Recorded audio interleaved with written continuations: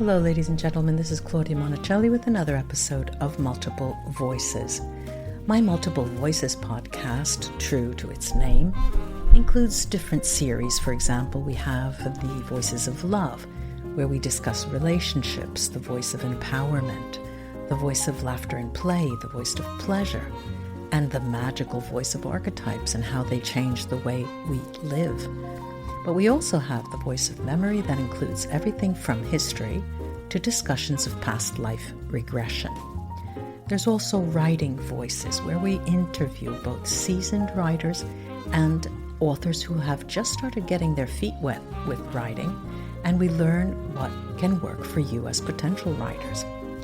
Our series called Voice of the Spirit discusses different forms of spirituality and religion. And then Channeling Voices is a series that covers what happens when you channel, but is also extended to mediumship. Take a moment to review this podcast if you've enjoyed listening, and leave a hearty 5 stars. I'd appreciate it. Enjoy your listening.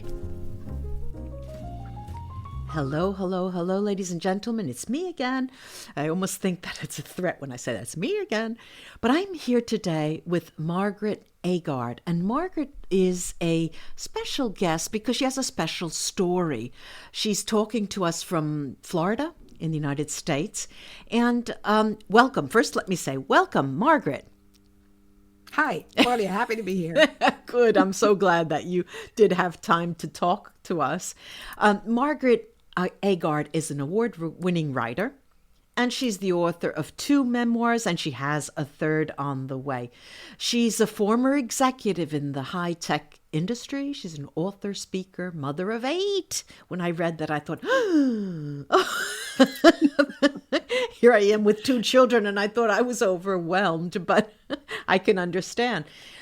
She's a Christian mystic. We'll talk about that, and a Reiki healer. Margaret focuses on helping others tame their overwhelming to-do lists and finding true purpose by turning their to-do lists over to God, spirit, and an inner voice. So, Margaret, if you don't mind, can we start with talking about this idea of mysticism, a Christian mystic? Is a Christian mystic different from other mystics? And what is this mysticism?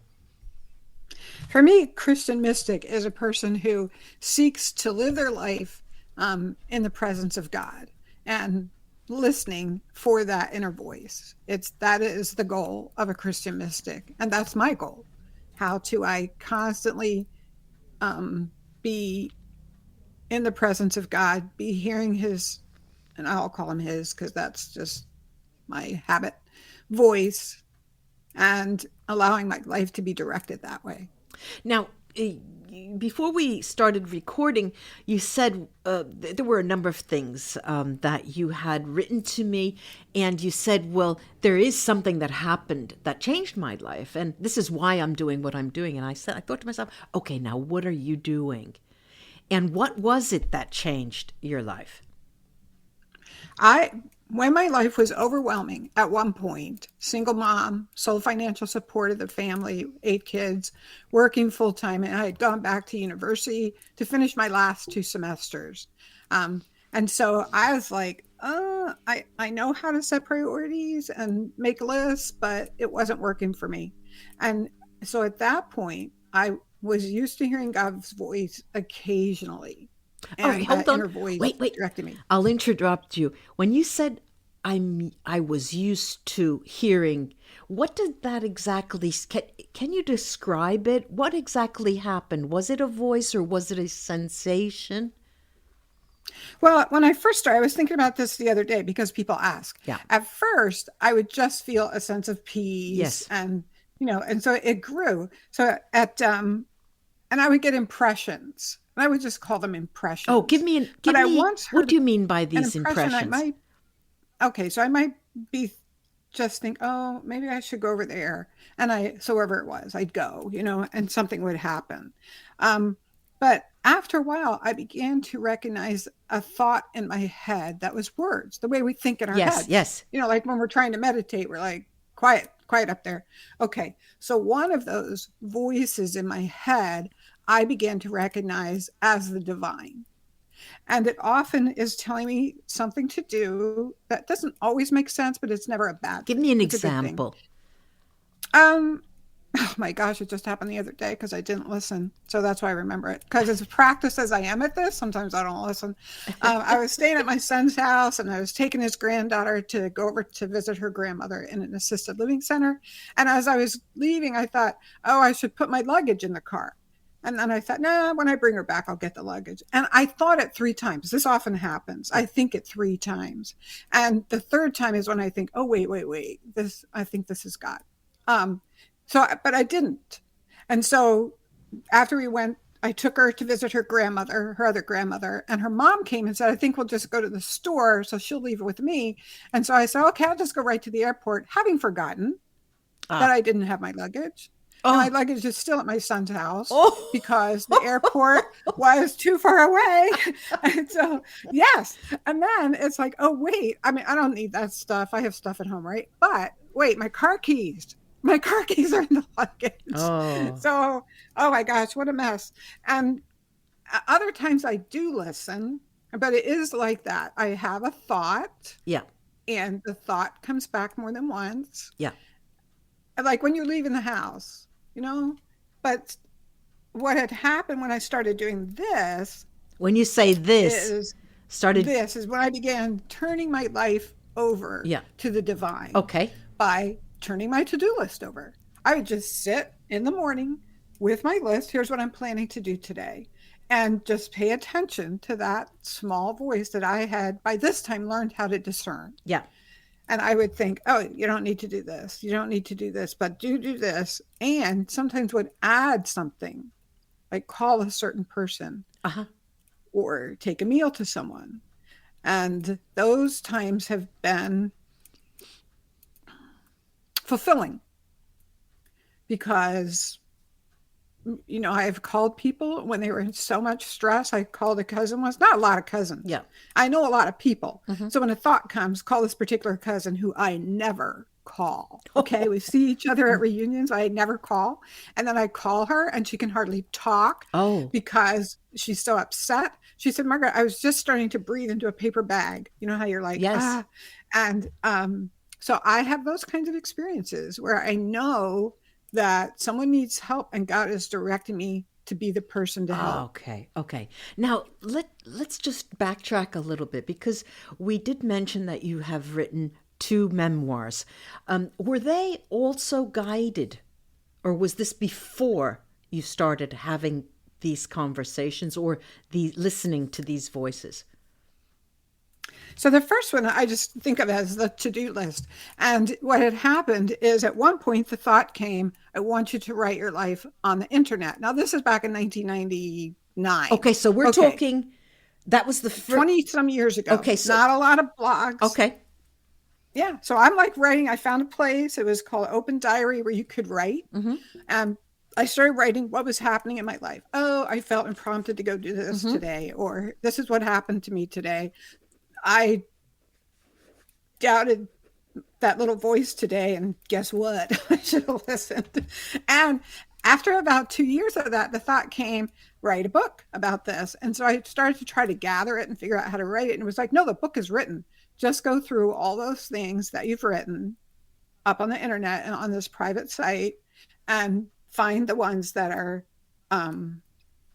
around the subject, which is what I did. So that was the first book. So in a sense, I was guided, do this. Mm-hmm. And then. But they were your words and your writing.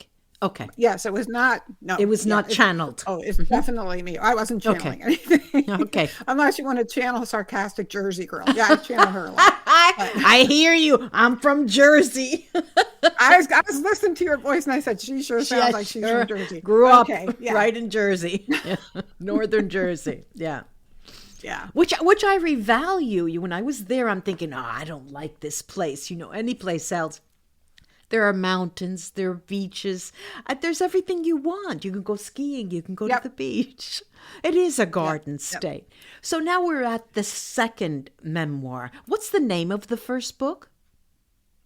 They're both called In His Footsteps, and the first one is In His Footsteps. I gave my to-do list to God. Got Okay. more done, more sleep, less stress. The second one is In His Footsteps Missions. So we sold all we had and followed as God changed hearts and created miracles. So it was almost like up to then I was giving most of my life to God. Yeah. But going on the missions was you have all day. You've got all day, God. Whatever you want us to do, we're doing. And that was an amazing experience. So tell me the age of your youngest child today, so I can get it. Oh, today? Yeah. Oh my gosh, he just turned 40. Oh, okay. In the book, it was 20 some years ago, right? Like in 1990, he's like fit. He is just. You must have had these so young. Yeah, my first one was born when I was 20. Okay. And I had them in 11 years. Oh my God. Because my mom had a big family, but she had her last one at 42. And I thought, yeah, I'm not doing that. So we had 8 in 11 years. And that was before the first one became a teenager. So we didn't know. Oh, that's right. What's coming. Yeah. Ignorance is not bliss. No, that was fun. But now they're all older and they're all so secure and, doing well. So, well, this is an accomplishment. So now you said a third book is on the way. Is that also guided? I had always thought that I would have 3 books. And the first one, the first one was my relationship with God. Mm-hmm. And I thought of that as faith. And the second one was going out and being on the other mission. people, this kind of sense. Right. Yes. And the third one is about my husband. It's a second marriage. My first marriage is ended because I was a single mom. And I would say that was a God-directed marriage. And so you think, well, a match made in heaven, right? This should be great. This was not great. We were two wounded people. I'm afraid. I'm afraid to ask. Okay. So, he had an alcoholic, abusive father, very, very touchy. I had my fears. And at one point, we'd only been married maybe 6 months. And I was just thinking, we don't have kids. We don't have to, I could just end this anytime. If I'm really supposed to be in this marriage, I need something to hang on to. I need a promise. Give me a scripture. I don't care. And the thought came, all will be made whole as a result of this marriage. And in the Christian world, and the biblical verses where Christ talks about making people whole, that word, if you look at the basis, is they are made whole spiritually and emotionally, not just physically. So he would say to the woman who is bleeding, thy faith hath made thee whole. Yeah. He's referring to her spiritual and emotional wellness as well. Yeah. So that promise to me was, my children were struggling. They struggle after a divorce. Right. His children had some struggles. We definitely had our struggles. And so this promise, all would be made whole as a result of this marriage, is what kept me going and looking for healing. Well, wait, now, when was that? When you heard this, all will be made whole? What year? Give me a time range. It's back in that same time. It was all kind of happening 99? At the same time. Yeah, we got married in 97. Uh-huh. Oh, so it was actually happened in 98 that I got that answer. Are you still together? Yeah. Oh, yeah. We're about to celebrate our 25th anniversary because, we got married in 97. Late. Yeah. So, yeah. So we're celebrating. And much. Interesting. Now, there's a very strong element of faith there. A very strong element of faith in the sense that when things are going and in the face of crises and all of the rest, when you are suffering, because it's suffering, mental torture, mental abuse. If it's not physical, it's mental or even both. When you come out with this thought or when it's guided to you, it's an act of faith. And you then were rewarded, I can see from what you're explaining. Let's leave the idea of the to-do lists and being overwhelmed, and let's just go one step forward. Okay, so we're talking today, but what about the future? Do you have a dream that you still want to accomplish, or are you waiting for guidance about that? I was told more than once, I've been told to do something that I don't know how to do. Yeah. And Give me an example. Give me an example. So a friend's house burned down. She didn't have insurance. Oh. And it was, one day I'm sitting at church and, the church had bought her an RV. She was living in that. We're kind of waiting for her to solve the problem. Yeah. I mean, she had an income and stuff. But I'm sitting in the church one day and God's like, build her a house. And I thought, I don't have a clue. So, I mean, I was like, well, I guess we'll figure out how to do that. And so, I went out and got all kinds of donations, material donations, got people to work on it. Took a year and a half. I just would be each week. And I, could talk with God then. And at one point I said, why do you always send us stuff just at the last minute? I would feel a lot more comfortable if it was coming, like a few weeks in advance. Me. Okay. Yes. Like, I don't want to have to wait for the roof trusses and they tell me on Monday they're going to deliver it the next Saturday when I'm like sweating it. Okay. Yeah. And the answer was so obvious. He's like, Margaret, you live in West Virginia where people steal stuff all the time. I don't want that laying up on her property.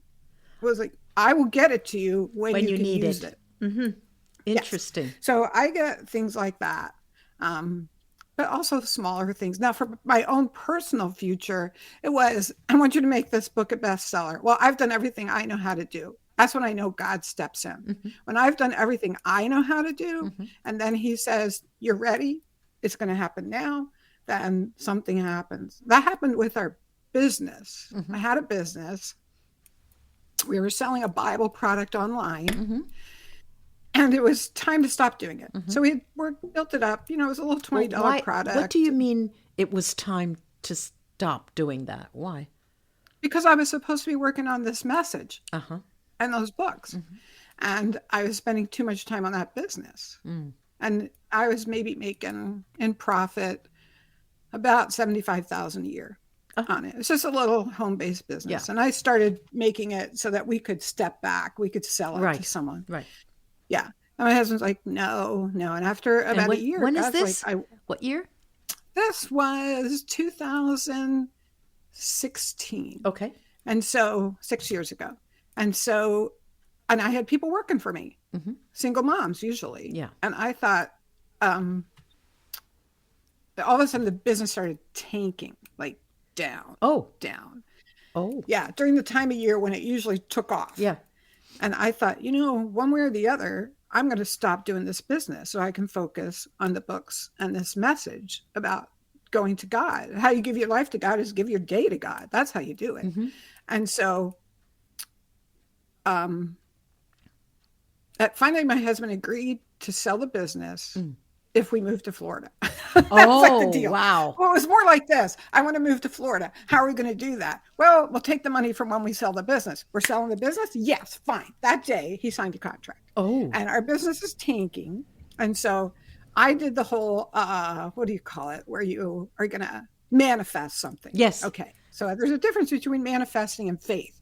So for manifesting, I was like, this is how much I need. If I can't sell the business, if it's tanking, right? Yeah. So I need the business to start making a little more money than last year. So I have this card. I wish I should have brought it with me. I could show it to you. On it, I started writing. In October, I need this. In November, I need this. That's what I'm writing. A to-do list. A to-do list for God. 20,000 in sales, 30,000 in sales, like that, right? And so I heard that voice say, don't limit me. So I just turned I love you. I wrote, don't limit God. And so I'm not kidding. The next day, I'm like driving in West Virginia. There's hardly ever anybody on the freeways, and I never listen to the radio. I'm just driving along, and I hear that voice. And he says, Margaret, I'm going to turn this business around. It's going to happen so fast. It's going to look so easy. You're going to be tempted to keep it. Don't. Because he could kill it as easily as he could build it. And I kid you not, I went from $15,000 a month to $150,000 a month in 2 weeks. Wow. There's as you were talking, it came to mind, an expression came to mind. I'm sure you've heard it. they're as rich as God, know?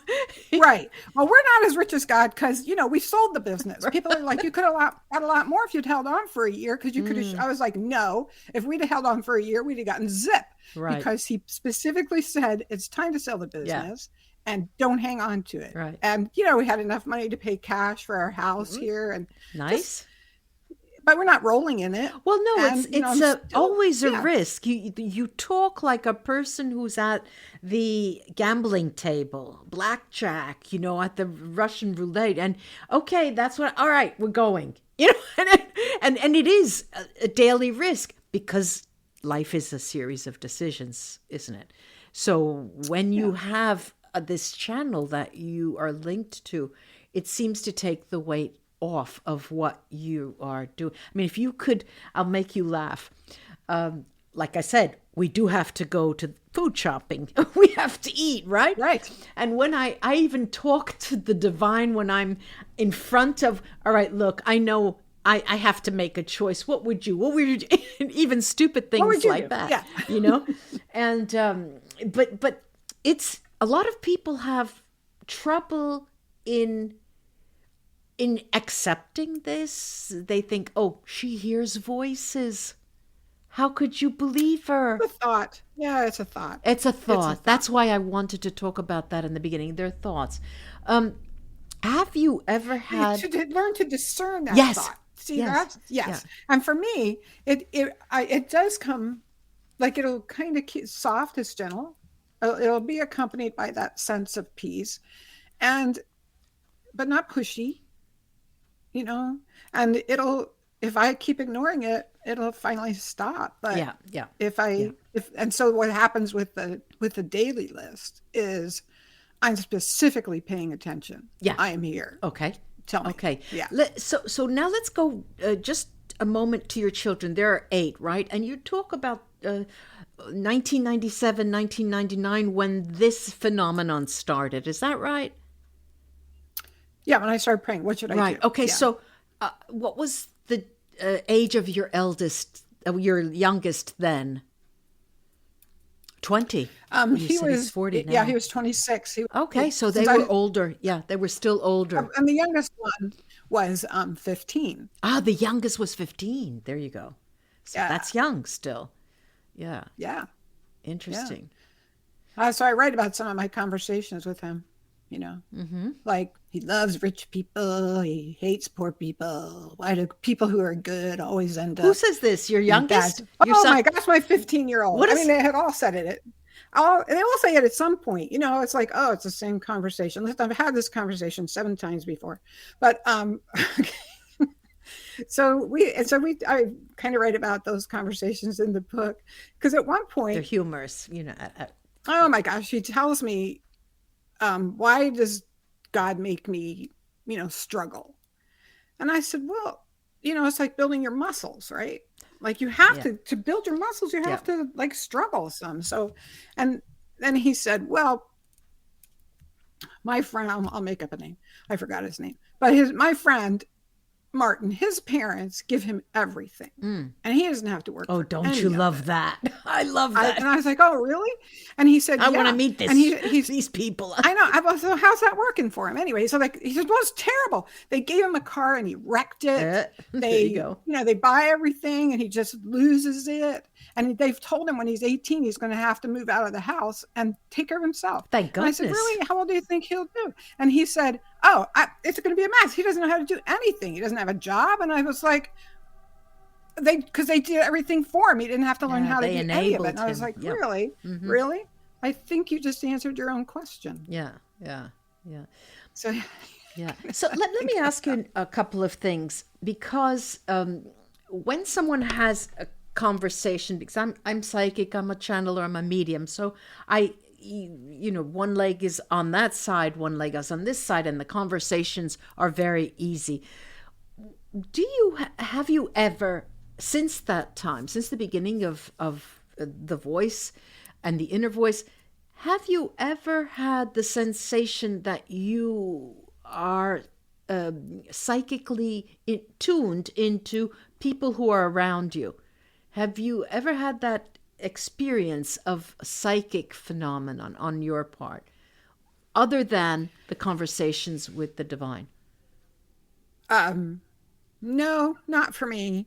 My husband is, but that is often one of the gifts I think given to children who are raised by abusive in an abusive home with, alcohol or drug abuse parents. They become very connected to other people and to what they're feeling and to what's going on. It could be. That's not could me. be. It I could do be. sometimes. I People don't will have say, that "Please experience pray in my about life. this." Yeah, but you have that. So, but I do get prayer answers. Like people will come to me and say, "I'm so upset about what's going on. I can't hear what the answer is." So I will often pray for people and get an answer that I share with them. There you go. So this is still, it's similar to what I was saying. It is. It is a certain, let's say, a certain brand, a certain kind of connection with the divine. So you have your family, you have your children, and were they always brought up to speed as to what you were doing, how it came about? Did you share this with them directly right away? Yes. And sometimes I didn't want to. And they have learned to connect themselves. They haven't all stayed Christian. They haven't all stayed in. Wow. Wait a minute. Now, wait. But they listen. Go slow. But they listen. Go slow. Now, what happened? You have eight children, right? Yeah. Did they all embrace this and espouse this? Or was there a doubting Thomas? Or how did that work? I think when they were teenagers, they had a hard time learning to listen. But even that 15-year-old, I said to him, "Look, I can't answer this question for you. You're going to have to ask God." And he said, "I did ask God." And I said, "Well, what did he say?" He said, "Be grateful for what you have." And I was like, well, I know he's hearing, because that is the answer. But a lot of people get the answer. They don't like the answer. Right. I don't want to hear that answer. Yeah. So yes, I think they all have learned that. To me, that's the whole point of church, is to learn to connect with God. And that's the whole point of raising them with some spiritual upbringing. Wait now. Yeah. And you said the magic key word, church. So let's say that's the first time we've brought an institutional institutional idea of religion, because you talk about church. How connected is the phenomenon that you're talking about up until now to your religious habits? I mean, really going into a church. Is it very connected? I mean, is that where your religious nature comes from? Yes, I was told from the time I was about 7 or 8 that that God would speak to me. I needed to learn to hear that 7 or 8. voice. Wait a minute. Already, it wasn't 1997. We're talking as a child. Oh, as a child, yeah. But when did I actually really connect to and start to say, here's how I'm going to turn my life over to you? No, my first experience was the first time I went to this one particular church. I have felt like up to that point I had learned a lot about God, but that day I felt like I met him. And then I would, like when I was in 2nd and 3rd grade, when I was upset, I would actually read my Bible. I don't know what other people do. And I would feel that sense of peace when I was but it wasn't until I was in my 20s I started to discern that voice. This is the same. I have had the exact same experience, 6, 7, 8 years old. And I didn't start to maybe I didn't understand, but that's when it began. You don't understand. That's when it began. And then I discerned it afterwards. Yes. So this is it's a very personal growth. It's a very personal experience. It's very difficult to describe this to other people, and everyone has their own experiences.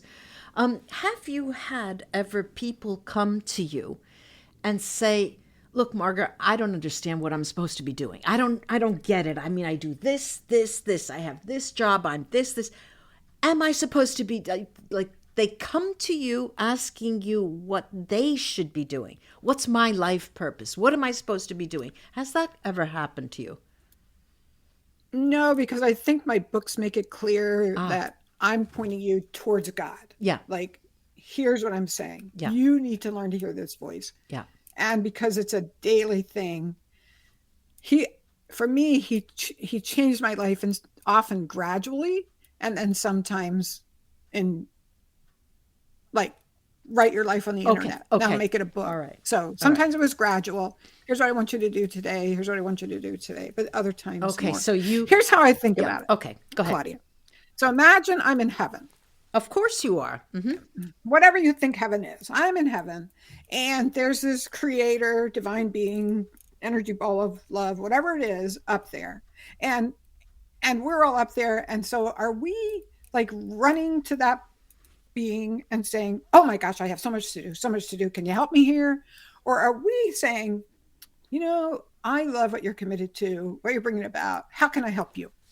And so that's when my life really changed, when I stopped saying, here's my list of things I have to do. How can you help me with it? And began to become, what do you want me to do today? Yeah. Well, see, now, this is what I meant, because you asked the divine directly, what do you want me to do?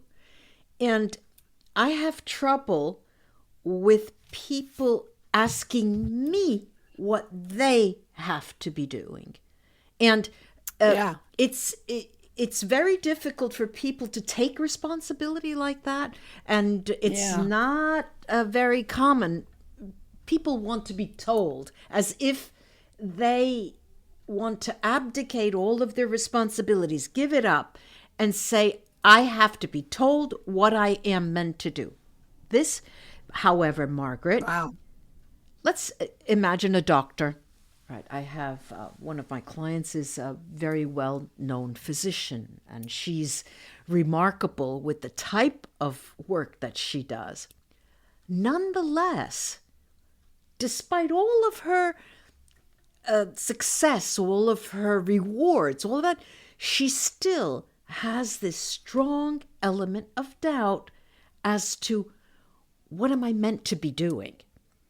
And, it's as if she wants to hear, no, you shouldn't be a doctor. You should be a high priestess. Shaman? Right, a shaman. That's what I'm saying. So it is very, I have trouble in understanding where they come from, where their head is, and I literally don't understand the question. And so this is something I'm learning now, because every time I get that question, my mouth opens and I'm thinking, what? It's not that you have to be an Indian chief, a beggar. You can be anything, but that's different from what your soul is doing. Right. So I hear what you're saying. So I have kind of two answers. You're right. Because most of us aren't being told to go off and be Mother Teresa in India. We're more helping people on a day-to-day level. We're bringing messages, and that's how the divine treats us as individuals. He's not trying to find, some big following.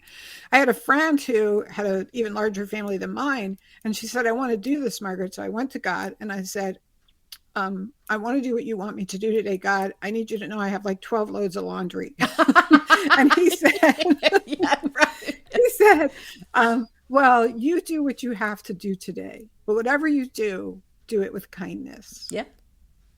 So, and often for me, it's just these calls, or just sometimes it's, I can tell kind of fun, unusual. Wow, I wish I had a story like that, but they only happen once every couple of years. You put them in one book, it looks like a lot. Yeah. But so, once it was go to town at a certain time, and it was like 5:00. So I'm canning tomatoes. I'm trying to get out of there by 5:00. It was 5:15. And as I go to town, I see somebody hitchhiking.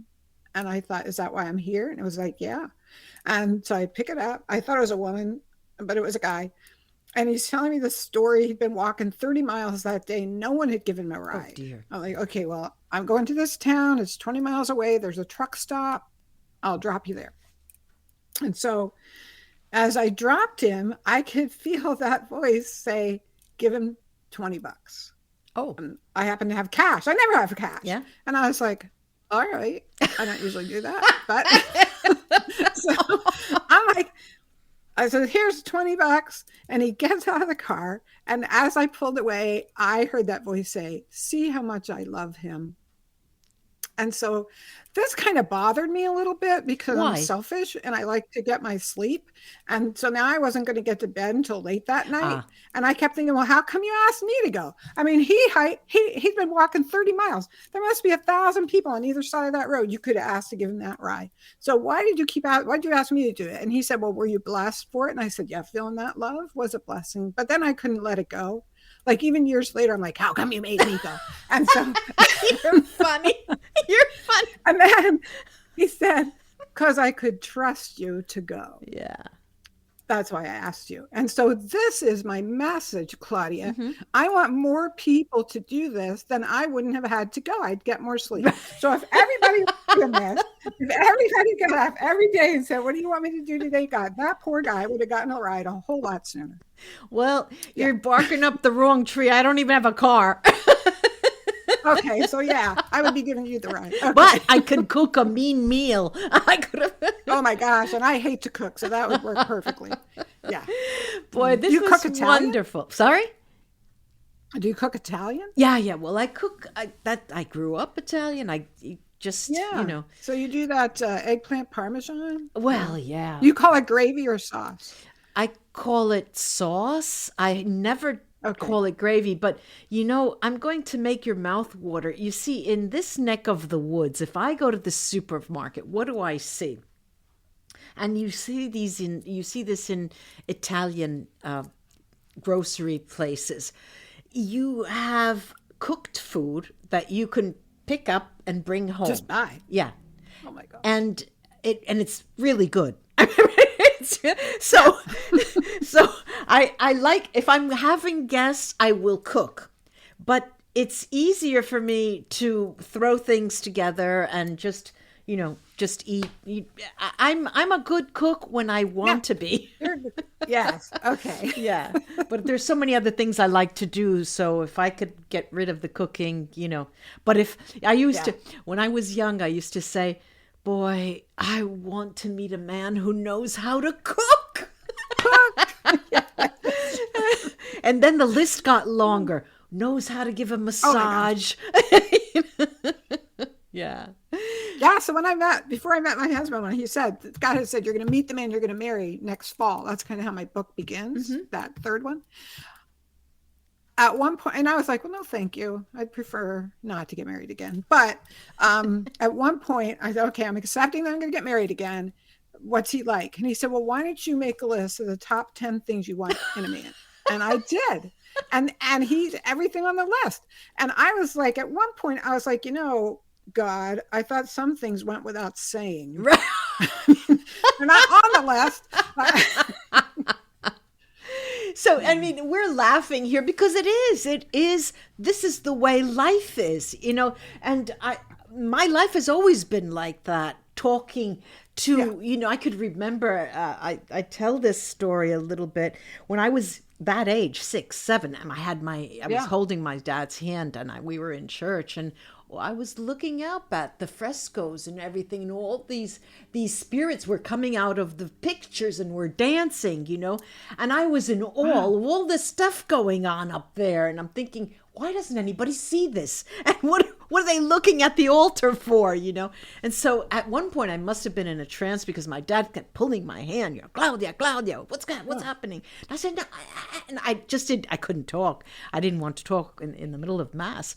But that's how it started. All of a sudden you start, like children have playmates and spirits and things like that, angels. And that's what my world was populated like. It was sort of like a fiction novel all around me, But and what is hard, I don't know if it happens to you, it's hard thinking that other people haven't had that experience. And I'm thinking, how come they don't see it? Don't they see? Right. Right. Don't I they have hear? a sister-in-law who sees auras, and she thought everybody saw auras. Yeah. Yeah. Like she's like, I mean, she thought, well, I'm seeing him. I guess everybody else does. Yeah. It was like she was in her 20s before she Yeah. realized Well, the not aura, everybody sees and that. this is what I forgot to ask you in the beginning, because you're a Reiki healer, and I myself as well. So when we talk about aura, an aura of someone, what people take for granted, what is that exactly? Well, I do think it's that energy that they're surrounding them with. And that's why whatever their emotions are sort of creating this sense of either darkness or lightness or green or blue. There is a sense there, is what I get from an aura. But for me, I mostly have a sense of the energy, just the energy through my hands and the energy. You near use your them. hands. Yeah. Yeah. Interesting, interesting. There's a lot of meat on this fire, Margaret. There's a lot to talk to. Thank you so much for this conversation. Thanks for having me. And we will talk again sometime. I appreciate you That'd coming. be great. Bye-bye, Margaret. Thanks. Bye, Claudia.